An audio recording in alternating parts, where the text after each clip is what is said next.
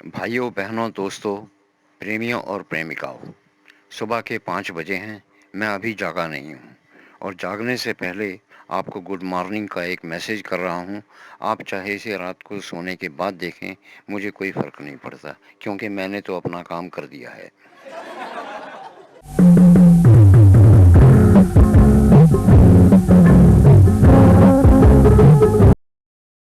मैं आज आप सबको अपनी लिखी एक मजाकिया कहानी सुनाने लगा हूँ।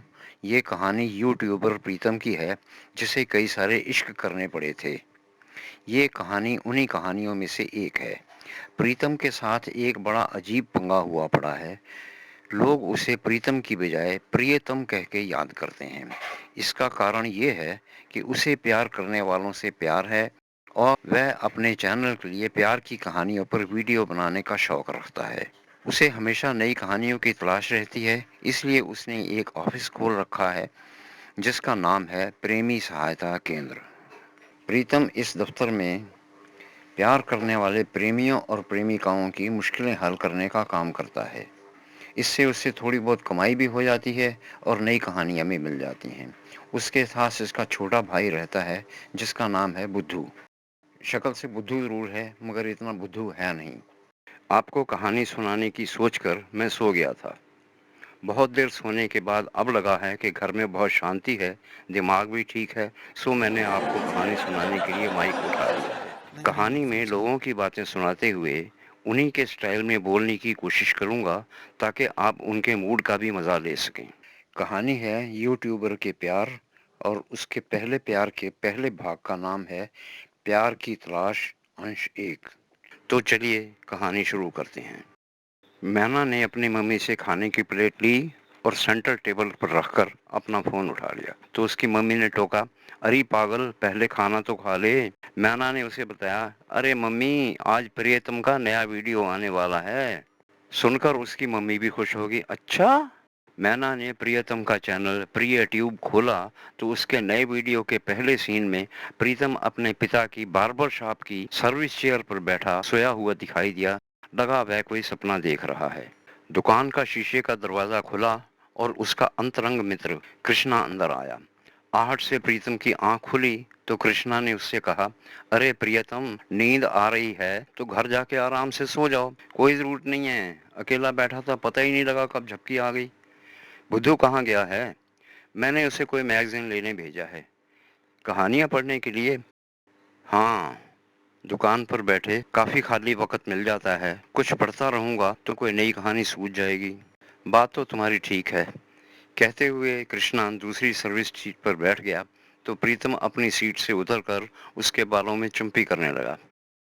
तुम्हारे बालों का स्टाइल बना दूं? और बिना उसका जवाब सुने उसके बालों की सेटिंग करने लगा। कृष्णा अपने सेल फोन पर एक वीडियो गेम खेलने लगा और उसे बताने लगा, आज सुबह से मूड कुछ अजीब सा हुआ पड़ा है, कुछ अच्छा ही नहीं लग रहा। किसी ने कुछ उल्टा सीधा कह दिया होगा? नहीं यार, किसी ने कुछ नहीं कहा। सुबह आंख ही उखड़े हुए मूड में खुली थी। प्रीतम ने चुटकी ली। सपने में तुमने कोई चुड़ैल देखी होगी, कोई खूबसूरत लड़की देखी होती तो हंसते खेलते उठते। यार तुम अच्छी तरह जानते हो, मैं बाकी दोस्तों की तरह लड़कियों के सपने नहीं लेता। मेरे इंटरेस्ट तो तुम जानते ही हो, गाना बजाना अच्छा लगता है मुझे। कुछ देर फोन के साथ खेलने के बाद कृष्णा लगभग चिल्लाया, मैं इस बोर फोन से तंग आ गया हूँ। और उसने अपने फोन को टेबल पर पटक दिया। मैं ये बेकार फोन किसी को प्रेजेंट करके एक नया मॉडल खरीदने की सोच रहा हूँ। किसी और को क्यों, मुझे ही प्रेजेंट कर दो, आज मेरा जन्मदिन है। प्रीतम ने शरारत भरी मुस्कुराहट के साथ उसे कहा, तुमने तो मुझे बताया था तुम्हारा जन्म 15 अगस्त के दिन हुआ था। ऐसे ही कह दिया होगा, मैं तो 4 साल की उम्र में अनाथ हो गया था, पता नहीं जन्म लिया भी था कि नहीं। जन्म ही नहीं लिया तो गिफ्ट किस बात का? ऐसे ही यार, मैं तो तुम्हारी टांग खींच रहा हूँ। क्यों? फोन चाहिए तो ले लो, पंगे लेने की क्या जरूरत है? कृष्णा ने सादगी से कहा। फोन तो मेरे पास है, मैं तो यूं ही तुम्हें छेड़ रहा हूँ। तुम तो बेवकूफ हो, मुझे छेड़ने में क्या मजा है? किसी खूबसूरत लड़की को छेड़ो, उसके नर्म नाजुक हाथों से 2 4 थप्पड़ खाओ तो छेड़ने का मजा भी आया। कृष्णा ने जवाब में उसे छेड़ा। मुझे कोई लड़की खूबसूरत लगती ही नहीं, छेड़ूं किसको? तुम जैसे नीरस भोंदू दोस्त खूबसूरत लगते हैं, इसलिए तुम्हें छेड़कर अपना रांझा राजी कर रहा हूँ। मेरी किस्मत में तो तुम जैसे निकम्मे दोस्त लिखे हैं, जो ना खुद कुछ कर सकते हैं ना करने देते हैं। प्रीतम ने जवाब दिया और दोनों हंसने लगे। कुछ देर बाद कृष्णा ने पूछा, आज सच में तुम्हारा जन्मदिन है? तभी प्रीतम का भाई बुद्धू दुकान में आया। कृष्णा ने उसे स्माइल दी। प्रीतम भी उसे देखकर मुस्कुराया और कृष्णा की बात का जवाब देने लगा। आज के दिन बहुत से महान व्यक्तियों ने जन्म लिया था, मैं भी उनमें से एक हूँ। प्रीतम ने अजीब सी शेखी मारी। तुम सही माने में ओरिजिनल कार्टून हो, कृष्णा ने सैटायर किया। कार्ड से सविनय अनुरोध है कि मेरे चैनल ओम कुमार मूवीज को सब्सक्राइब अवश्य करें। मुझे इससे भी ज्यादा मनोरंजक रचनाएं प्रस्तुत करने की प्रेरणा दें और इसे अपने परिचितों के साथ शेयर भी करें। धन्यवाद। कार्टून का आविष्कार किसी ने मुझे देखकर ही तो किया था, प्रीतम ने फिर हाँ की। तुम्हारी ऐसी की तैसी, आज ही अपना जन्मदिन मनाओ, कृष्णा ने बुद्धू को आंख मारते हुए प्रीतम को धमकाया। क्यों? तुमने खुद ही तो अपना बर्थडे डिक्लेयर किया है, अब हमें ट्रीट चाहिए। कृष्णा ने बुद्धू को आंख मारते हुए रमेश से हाथ मिलाया, जो अभी अभी दुकान के अंदर आया था। उसने भी हंसते हुए समर्थन किया। हाँ हाँ, हमें ट्रीट चाहिए। और उसने प्रीतम को इशारा करके बताया कि वह बाल कटवाने आया है। प्रीतम ने उसे सर्विस सीट पर बैठने का इशारा किया और उसे जवाब दिया, ठीक है अभी लो। और उसने बुद्धू को निर्देश दिया, बुद्धू 8 पेस्ट्रियां और 8 कोक लेकर आओ। लेकिन हम तो सिर्फ 4 हैं, कृष्णा ने टोका। तो प्रीतम ने स्पष्ट किया, बुद्धू को भी अपने जन्मदिन का पता नहीं है, उसका भी जन्मदिन साथ ही मना लेते हैं, एक के साथ एक फ्री। प्रीतम ने हंसते हुए बताया, केक मंगाओ। कृष्णा ने धौंस जमाई, ऐसा क्यों ना करें, पहले टेंट लगवाते हैं, डीजे चलाते हैं, घंटा 2 घंटे डांस करते हैं, फिर केक को टेबल पर सजाकर उस पर 20-30 मोमबत्तियां जलाते हैं, फिर तुम सब लोग हैप्पी बर्थडे गाना, फिर मैं मोमबत्तियां बुझाकर केक के टुकड़े टुकड़े करके तुम्हें दूंगा और तुम सब लोग आपस में लड़ना, मुझे क्रीम नहीं मिली, मेरा पीस छोटा है, मेरा टेढ़ा है, मेरा लंबा है। बस बस बकवास बंद करो, जो मंगाना है मंगाओ, जल्दी करो, कृष्णा ने बीच में टोका। मैं अपना कान पकड़ने के लिए हाथ को सिर के ऊपर से घुमाने के बजाय डायरेक्ट पकड़ लेता हूँ, ये लो। और उसने कान पकड़कर दिखाया। मैं कटे कटाए केक मंगा लेता हूँ, जिसे पेस्ट्री कहते हैं, सबको एक जैसे पीस मिल जाएंगे, कोई हेरा फेरी नहीं होगी। प्रीतम ने एक शरारती बच्चे की तरह से बताया। अब भाषण बंद करो, मंगाओ जो मंगाना है, कृष्णा ने झल्लाकर उसे डांटा। प्रीतम ने बुद्धू से कहा, यार तुम 12 पेस्ट्रियां ले आओ, आज सबका मुंह मीठा करवाते हैं। इस तरह प्रीतम ने अपना जन्मदिन मनाया और कृष्णा ने प्रीतम को अपना फोन उपहार में दे दिया। प्रीतम ने अपना फोन बुद्धू को उपहार कर दिया। तभी प्रीतम और बुद्धू के पिता बाबूजी आ गए। आते ही उन्होंने प्रीतम से प्यार से पूछा, जाग गया प्रीतम, आपने मुझे सोए हुए देखा था? हाँ, तो जगाया क्यों नहीं? क्या जरूरत थी, मैंने चुपके से शीशे का दरवाजा बंद किया और चला गया। तुम्हें नींद आ रही है तो घर जाके सो जाओ। कोई ज़रूरत नहीं बाबूजी। तो यहीं बैठोगे? हाँ बाबूजी, आप बेफिक्र रहो, मैं मज़े में हूँ। पता नहीं क्यों झपकी आ गई थी। प्रीतम ने उन्हें बताया और पेस्ट्रियों का डब्बा उनके आगे किया। ये क्या है? दोस्तों, मैं एक कमर्शियल आर्टिस्ट और डिज़ाइनर हूँ। ऑनलाइन डिज़ाइनिंग का काम करता हूँ। डिज़ाइनिंग का काम हो या किसी पुस्तक की ऐसी ही वीडियो बुक बनवाना चाहते हो तो संपर्क करें। ओम कुमार 9811166943 अथवा ईमेल करें omkumararora@gmail.com। मैंने कृष्णा के साथ शरारत की थी, उसे यूं ही कह दिया आज मेरा बर्थडे है, तो उसने केक की डिमांड कर दी। मैंने केक की जगह पेस्ट्रियां मंगा ली। आप साथ में कोई कोल्ड ड्रिंक लोगे? नहीं बेटा, उसकी ज़रूरत नहीं है, मैंने चाय मंगवाई है। और एक पेस्ट्री लेकर खाने लगे। तभी चाय वाला चाय दे गया, बाबूजी चाय पीने लगे। प्रीतम ने रमेश की तरफ ध्यान दिया, जिसके बाल वह बना रहा था, और पूछा, मैंने तुम्हें जो रोल दिया था उसकी प्रैक्टिस कर रहे हो? हाँ कर तो रहा हूँ, लेकिन अकेले प्रैक्टिस करके दीवारों को दिखाना पागलपन सा लगता है। उसका कोई मतलब ही नहीं है, पता ही नहीं चलता मैं क्या कर रहा हूँ। उस चरित्र में अपने आप को ढालने की जरूरत होती है, जिसे निभाना होता है, बुद्धू ने समझाया। प्रीतम ने मजाक उड़ाया, इसे इतना मेहनत करने की जरूरत नहीं है, इसने एक बेवकूफ लड़के का रोल ही तो करना है, ये जो करेगा सब चल जाएगा।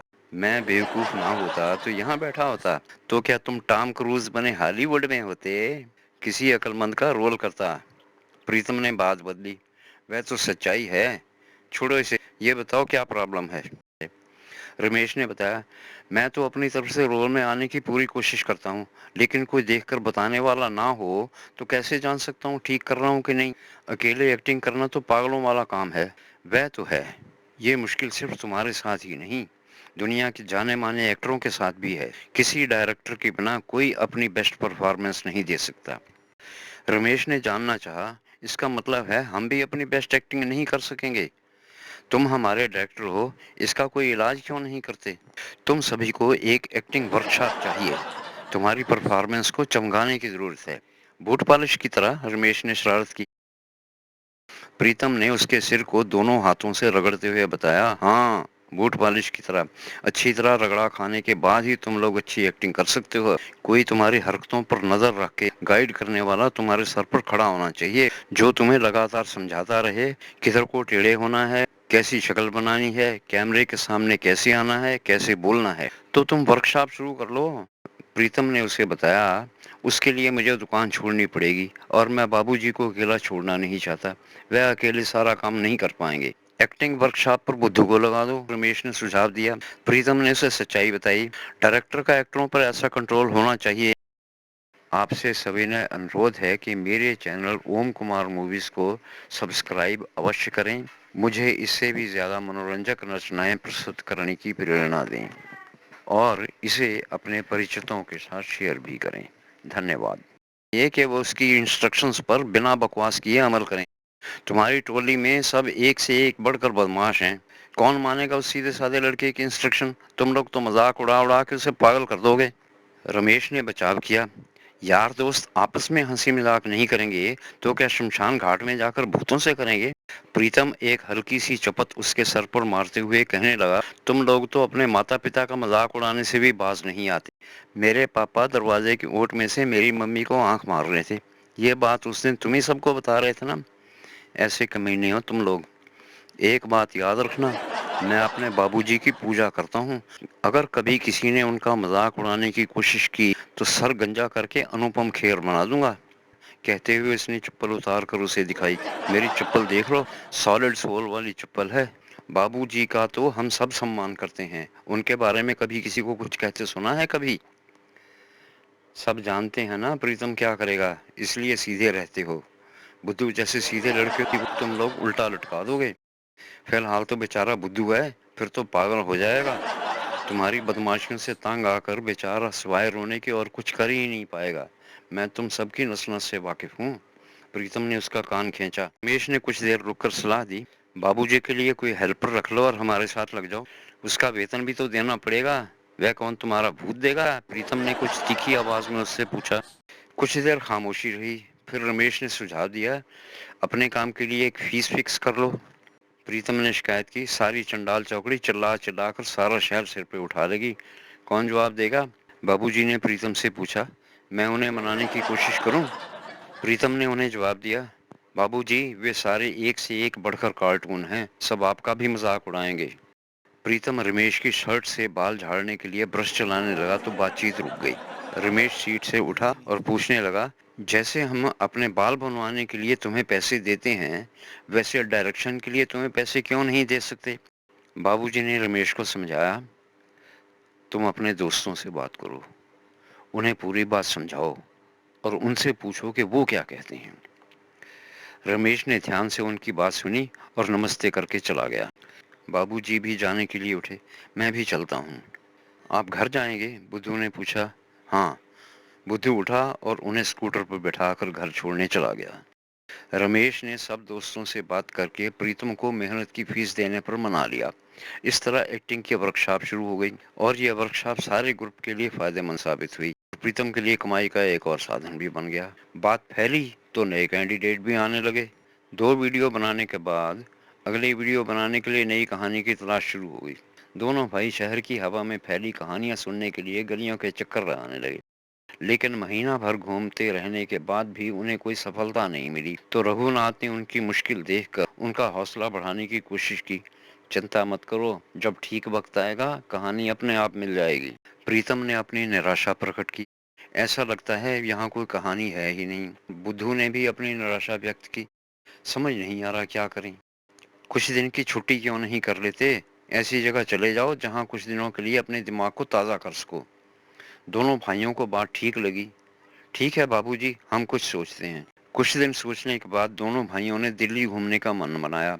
अपना सामान लेकर चलने लगे तो बाबूजी की बहन, जिसे ये दोनों अपनी माँ समझते थे, नोटों का एक बंडल निकाल कर ले आई और उन्हें देते हुए कहने लगी, कुछ पैसे रख लो, काम आएंगे। नहीं चाहिए माँ, हमारे पास हैं। दोनों ने प्रतिरोध किया तो माँ ने जबरदस्ती उन्हें थमा दिए। बाबूजी उससे भी बड़ा एक नोटों का बंडल उन्हें देते हुए कहने लगे, अपने काम आने वाला कोई कैमरा या कोई और चीज मिलती हो तो ले लेना। प्रीतम ने झिझकते हुए पैसे लेकर अटैची में रखे और उनके पांव छूकर घर से निकले। रास्ते में प्रीतम कहने लगा, ऐसे माता पिता को छोड़कर जाने का मन नहीं करता। मारो गोली कहानी को, चलो वापस चलें। कुछ दिन वीडियो नहीं बनाएंगे तो कौन से फर्क पड़ जाएगा। आपसे सविनय अनुरोध है कि मेरे चैनल ओम कुमार मूवीज को सब्सक्राइब अवश्य करें। मुझे इससे भी ज़्यादा मनोरंजक रचनाएं प्रस्तुत करने की प्रेरणा दें और इसे अपने परिचितों के साथ शेयर भी करें। धन्यवाद। यार, हमें खुश देखकर बाबूजी और माँ को खुशी होती है। उन्होंने जितना आग्रह किया है ना, उसे नकारना मेरे बस का तो नहीं है। मैं उनका दिल नहीं दुखा सकता। इन शब्दों में प्रीतम ने अपनी बेबसी दिखाई। हाईवे पर पहुंचे, हाथ खड़ा करके एक बस रुकवाई और दिल्ली के लिए बैठ गए। चलो दिल्ली। बस में उन्हें सबसे आखिरी बेंच पर बैठने की जगह मिली। ये बेंच पिछली दीवार के साथ सटी हुई होती है। इस सीट पर सफर करना अपने आप में एक कॉमेडी होता है। बात करते करते आदमी ऐसे उछलते हैं कि सीरियस बातचीत भी कॉमेडी बन जाती है। बस का पिछवाड़ा सड़क की हर ऊंचाई निचाई पर उछलता और गिरता है, जिसके साथ इस सीट पर बैठे यात्री उछलते गिरते रहते हैं। प्रीतम को एक डिसेंट आदमी के साथ कंधे से कंधा मिलाकर बैठने का अवसर मिला। उछलते गिरते प्रीतम ने उस आदमी के साथ बात शुरू करते हुए पूछा, अंकल आप दिल्ली जा रहे हैं? उस सज्जन ने कनखियों से उसे देखकर उत्तर दिया, फिलहाल मैं दिल्ली नहीं जा रहा, रास्ते में ही उतर जाऊंगा, एक रिश्तेदार से मिलना है। वैसे मैं दिल्ली का ही रहने वाला हूँ। फिर दो बार उसे देखकर शिकायत करने लगा, यार हम दोनों की एज में 4-5 साल का फर्क होगा। मैं अभी इतना बूढ़ा तो नहीं हुआ कि लोग मुझे अंकल कहने लगे। ओह सॉरी, भाई साहब चलेगा? उस आदमी ने जवाब दिया, नाम लेकर बात करना ज्यादा अच्छा रहेगा। 2 घंटे साथ बैठना है ना। मेरा नाम मदन मल्होत्रा है। वैसे दोस्ती करना रिश्तेदारी बनाने से ज्यादा अच्छी रहती है। प्रीतम को बात अच्छी लगी। उसने हाथ आगे बढ़ाते हुए अपना परिचय दिया, मेरा नाम प्रीतम है। मदन ने हाथ मिलाते हुए पूछा, दिल्ली घूमने जा रहे हो? जी हाँ। आप दिल्ली में रहते हैं? प्रीतम ने पूछा। हाँ। फिर तो आपसे दिल्ली की बहुत सारी जानकारी मिल जाएगी। क्यों नहीं, पूछो, क्या पूछना है? तुम पहली बार दिल्ली जा रहे हो? मदन ने पूछा। जी हाँ। बस उछली, सीट पर बैठे सभी यात्री उछलकर वापस गिरे। मदन ने पूछा, बिजनेस के लिए जा रहे हो या प्लेजर टूर है? जी दोनों बातें हैं, बिजनेस भी और प्लेजर भी। फिर बस उछली और यात्री फिर से उछले और धमाके से वापस गिरे। क्या बिजनेस करते हो? मदन ने पूछा। प्रीतम ने उछलते हुए बताया, बिजनेस में मैं एक बार्बर हूँ, अपने पिताजी के साथ दुकान पर काम करता हूँ। प्लेजर के लिए यूट्यूब का एक चैनल चलाता हूँ, प्रिय ट्यूब। मैं अपने भाई के साथ कहानियाँ ढूंढने दिल्ली जा रहा हूँ। ये मेरा भाई है बुद्धि प्रसाद, बुद्धू। मैं इसे बुद्धू कह के बुलाता हूँ। हम दोनों एक ही जैसे हैं। तुम्हारे शहर में कहानियाँ खत्म हो गई हैं क्या? दोस्तों, मैं एक कमर्शियल आर्टिस्ट और डिज़ाइनर हूँ। ऑनलाइन डिज़ाइनिंग का काम करता हूँ। डिज़ाइनिंग का काम हो या किसी पुस्तक की ऐसी ही वीडियो बुक बनवाना चाहते हो तो संपर्क करें। ओम कुमार 9811166943 अथवा ईमेल करें omkumararora@gmail.com। मैं कुरुगुल में रहता हूँ। कुरुगुल एक छोटा सा शहर है। दोनों भाइयों ने महीनों से आंखें फाड़े कान खड़े किए शहर के 50 चक्कर लगा लिए। थोड़ी बहुत चुगलियां और कुछ नई गालियां सुनने को जरूर मिली। ऐसी कोई बात सुनने को नहीं मिली जिसकी कहानी पर एक रोमांटिक वीडियो बनाकर चैनल पर डाला जा सके। ऐसा क्यों? लोग सीधे साधे हैं। लड़के रोमांटिक नहीं हैं। किसी को आंख उठाकर देखते ही नहीं। छेड़ना या रोमांस करना उन्हें आता ही नहीं। हर लड़की को बहन जी कह के संबोधित करते हैं। लड़कियां भी आंख उठाकर किसी को देखती नहीं। शहर में ना रोमांस है, ना थ्रिल, ना ड्रामा है, ना सस्पेंस। कहानियां कैसे बनेगी? मदन ने हैरानी से अपनी राय बताई। कमाल है, इस एंगल पर तो हमने कभी सोचा ही नहीं। छोटे शहरों में लोग सीधे होते हैं, ये तो हम सब जानते हैं, लेकिन ये अजीब बात आज पहली बार सुनने को मिली है। कहते हुए वह रुका और आगे बताने लगा, दिल्ली में भीड़ भाड़ और शोर शराबा कुछ ज़्यादा ही मिलेगा। कहानियाँ भी बहुत मिलेगी, लेकिन कुछ और ही तरह की। यहाँ कहानियाँ भी हैं और इतिहास भी है। प्रीतम ने कुछ जानकारी मांगी। आपका क्या विचार है, हमें कहाँ जाना चाहिए? दिल्ली तो बहुत बड़ी जगह है, हमने सुना है वहाँ हजारों नगर हैं। हाँ, दिल्ली में हजारों कॉलोनियाँ हैं। ये नगर, वह नगर, ये गार्डन, वह गार्डन। हर कॉलोनी का अपना एक कल्चर है। इस शहर का नाम दिल्ली पता नहीं क्यों रखा गया है। इसका नाम तो विविध भारती होना चाहिए था। यहाँ 100 साल पुरानी सभ्यता भी मिलेगी और 100 साल बाद की सभ्यता जो होने वाली है वो भी मिलेगी। यहाँ पर एक ऐसी कॉलोनी है जिसे अति पॉश कहा जाता है। इस कॉलोनी की प्रॉपर्टी इतनी महंगी है कि इसके बराबर की कीमत में इससे 8 गुनी जगह दिल्ली में ही मिल सकती है। इस अति पोश कॉलोनी को हाई सोसाइटी और क्रीम कहा जाता है। यहाँ के लोग अंग्रेजों से भी 100 साल आगे हैं। अंग्रेजों से भी? एजुकेशन में? प्रीतम ने कुछ हैरानी से पूछा। मदन ने उसे समझाते हुए बताया, अरे नहीं, इन देसी अंग्रेजों को अंग्रेजी में चाहे 2 और 2 4 करने ना आते हों, शक्ल चाहे गंवार आदिवासियों जैसी ही क्यों ना हो, लेकिन सदियों से इंग्लैंड अमेरिका में रहने वाले लोगों की तरह लचक लचक के टूटी फूटी अंग्रेजी में बात करते हैं। सब्जी में नमक डाल के कहेंगे, मैंने सब्जी में साल्ट डाल दिया है। हिंदी के सेंटेंस में नमक का नाम इंग्लिश में बोलकर समझते हैं कि इंग्लिश में बात की है। ऐसे हैं ये लोग। जब तक इंग्लिश का अगला शब्द समझ नहीं आता, एंड एंड करते रहेंगे। ये है इनका फैशन, इनकी सभ्यता और इनका रिवाज। रिवाज या सभ्यता इनकी चाहे जो भी हो, अंग्रेजों ने भी वह कुछ नहीं किया होगा जो यहाँ के यंग लोग करते हैं। प्रीतम ने उत्सुकता से पूछा, ऐसा क्या करते हैं, जरा समझाइए। इंग्लैंड और अमेरिका में लड़के लड़कियां आपस में डेट करते हैं। आपसे सविनय अनुरोध है कि मेरे चैनल ओम कुमार मूवीज को सब्सक्राइब अवश्य करें। मुझे इससे भी ज़्यादा मनोरंजक रचनाएं प्रस्तुत करने की प्रेरणा दें और इसे अपने परिचितों के साथ शेयर भी करें। धन्यवाद।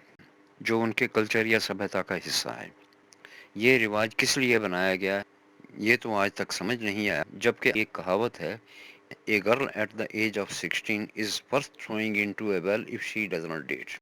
लेकिन यहाँ के लड़के लड़कियाँ डेट करते हैं 10 मिनट खेल करने के लिए, एक दूसरे का नाम भी नहीं पूछते और खेल लेते हैं। यहाँ की मॉडल लड़कियां हजारों रुपए में मिलने वाला स्विम सूट, जो 3 तिकोने कपड़ों से बना होता है, पहनकर 5 स्टार स्विमिंग पूल्स पर अपने शरीर का प्रदर्शन करने जाती हैं, चाहे तैरना आता हो या ना।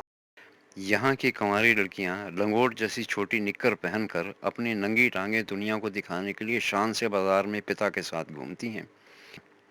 इसे वह लोग एडवांस होना कहते हैं। प्रीतम ने कुछ सोचने के बाद उसे बताया, वह तो थोड़ा बहुत हमें भी टीवी और इंटरनेट पर देखने को मिल जाता है, लेकिन इतना खुलेआम, कमाल है। कुछ देर चुप रहने के बाद मदन कहने लगा, ये लोग अंग्रेजों से तो आज़ाद हो गए हैं, अंग्रेजियत से आज़ाद नहीं हुए। हमारे देश में लोग अंग्रेजियत के इन गुलामों को एडवांस मानते हैं, चाहे ये एडवांस लोग परले सिरे के बेवकूफ़ ही क्यों ना हों। औरतें जितनी ज़्यादा नंगी और बेशर्म होती हैं, उन्हें उतना ही ज़्यादा बोल्ड यानी बहादुर या साहसी कहा जाता है। कमाल है ना। प्रीतम ने भी अपना विचार प्रकट किया। एडवांस कल्चर की बैकग्राउंड वाली फिल्में ज़्यादा अच्छी समझी जाती हैं, चाहे उसमें दुनिया भर की बेवकूफ़ियाँ ही भरी हों।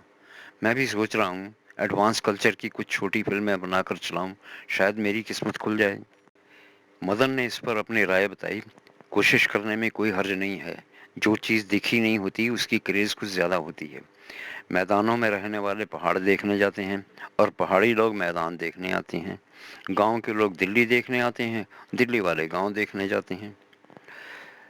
प्रीतम ने कुछ देर सोचने के बाद पूछा, एडवांस कल्चर को स्टडी करना हो तो क्या इस अति पोश कॉलोनी में घूमा जाए? आप कहते हो यहाँ के लोग कुछ स्पेशल हैं? बिल्कुल हैं, ज़रूर जाना चाहिए। यहाँ के लोग बड़ी शान से अपने मोबाइल में रखी अपनी माँ, बहन, बेटी की अधनंगी तस्वीरें लोगों को दिखाकर बताते हैं, आज मेरी माँ इतनी बोल्ड होकर बाजार गई थी, और मेरी बेटी आज इतनी बोल्ड होकर पार्टी में गई थी। यहाँ तुम्हें बहुत कुछ देखने को मिलेगा, लेकिन सड़कों पर अधनंगी औरतें देखने से ज़्यादा स्टडी नहीं कर सकोगे। 5 स्टार होटलों की कुछ पार्टियां अटेंड कर लो, पूरी फिल्म दिखाई दे जाएगी। और मदन ने हंसते हुए बताया, बहुत सी फिल्में बनाने का मसाला भी मिल जाएगा। कुछ देर चुप्पी के बाद उसे कुछ याद आया और वो हंसने लगा। प्रीतम कुछ हैरान सा होकर उसकी तरफ देखने लगा। मदन को उसके चेहरे पर आया हुआ प्रश्न चिन्ह दिखाई दिया तो उसे बताने लगा, ऐसी फिल्म बनाओगे तो उसका नाम रखना अंग्रेजियत के गुलाम। मैंने ऐसी जनरेशन का नाम यही रखा हुआ है। ये देसी लोग अपने आप को इम्पोर्टेड बनाने की कोशिश कर रहे हैं, जबकि अभी आधे अंग्रेज भी नहीं बन पाए। मेरे हिसाब से ये लोग 75% देसी हैं और 25% अंग्रेज। मेरा भांजा मुंबई में ऐसी ही एक देसी अंग्रेजी की गुलाम 25% अंग्रेज लड़की के बोलने का इतना दीवाना हो गया कि उसे ब्याह कर घर ले आया। वह लड़की ऐसी अजीब भाषा बोलती है कि सुनकर दिमाग घूम जाता है। बहुत गाढ़ी इंग्लिश बोलती है। प्रीतम ने थोड़ी हैरानी से पूछा। वह इंग्लिश नहीं, हिंग्लिश बोलती है। तुम लोग तो चैटिंग में हिंग्लिश लिखते हो ना, वह बोलती है। वह कैसे? मदन उसे बताने लगा। पिछली बार मुझे बाजार में मिली तो एक फल वाले को देखकर मुझसे कहने लगी, मामा जी मुझे एप्पल ईट करना है। मैं तो समझ ही नहीं पाया कि हंसूं के रोऊं। मैंने उसे एक सेब लेकर दिया तो उसने अपने पति को जाके बताया, मामा जी ने मुझे एप्पल बाई करके दिया है। ये तो आजकल की एडवांस कल्चर है, बताकर मदन हंसने लगा। कुछ देर हंसने के बाद मदन आगे कहने लगा, हाँ ये तो ही एडवांस कल्चर की बात। बैकवर्ड कल्चर की एक बात सुन।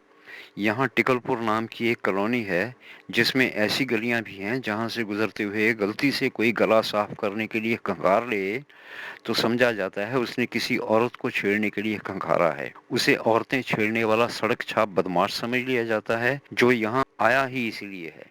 जहां जहां तक उसकी खंखार की आवाज पहुंचती है वहां वहां से लोग आकर मार मार कर उसकी हड्डियां पिलपिली कर देते हैं और क्लेम करते हैं कि यहाँ हमारी बहू बेटियां रहती हैं, हम बहू बेटियों वाले लोग हैं।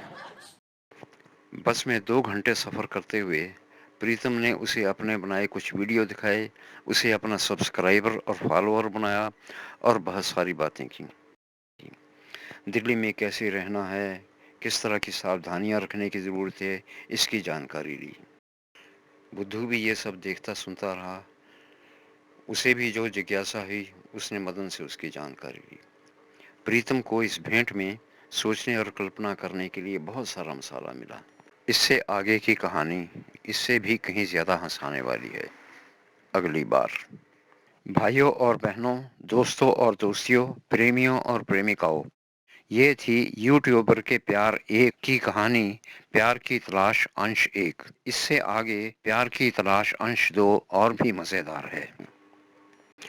हंसाने वाली इस कहानी पर नाटक का मंचन हुआ तो हॉल की सभी सीटें भर गईं, तो 100 से अधिक लोगों ने हंसते हुए खड़े होकर इस शो को देखा। उसके बाद इस कहानी पर फिल्म बनी। अब 5 भागों में बटी वीडियो पुस्तकें पढ़ें। 3 एपिसोड में सिमटा उपन्यास, इंसान अपनी नियति खुद निर्धारित करता है, कैसे, इस वीडियो बुक में पढ़ें। वीडियो बुक के 15 एपिसोड में बटा एक रोमांटिक उपन्यास है, दीवार। 3 कैदी 3 पाप। इस कहानी में 7 साल की कैद भुगत रहे 3 कैदियों की आप बीती पढ़ें, जिन्होंने प्यार करने का अपराध किया और 7 साल की सजा पाई। एक यूट्यूबर को नई प्रेम कहानियों के लिए कैसे कैसे प्रेमी और प्रेमिकाओं से निपटना पड़ा और उसे कैसी कैसी कहानियां मिली, इन 15 वीडियो पुस्तकों में पढ़ें। पिछले पेज पर दिखाई वीडियो पुस्तकें पहले मैंने कंप्यूटर पर पढ़ने के लिए बनाई थी। Brick the wall, how a brick kept on the wall can play an important role in love affair of two loving persons, read yourself. ये हैं अमेजन KDP पर प्रकाशित मेरे कुछ उपन्यास। व्हाट्सएप पर नंबर ओम कुमार 9811166943।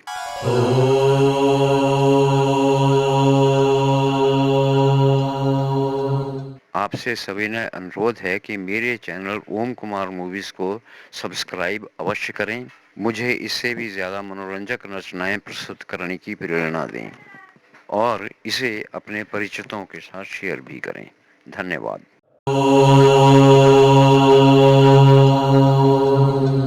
यहाँ क्लिक करें और अपनी पसंद का नावल पढ़ें या वीडियो देखें।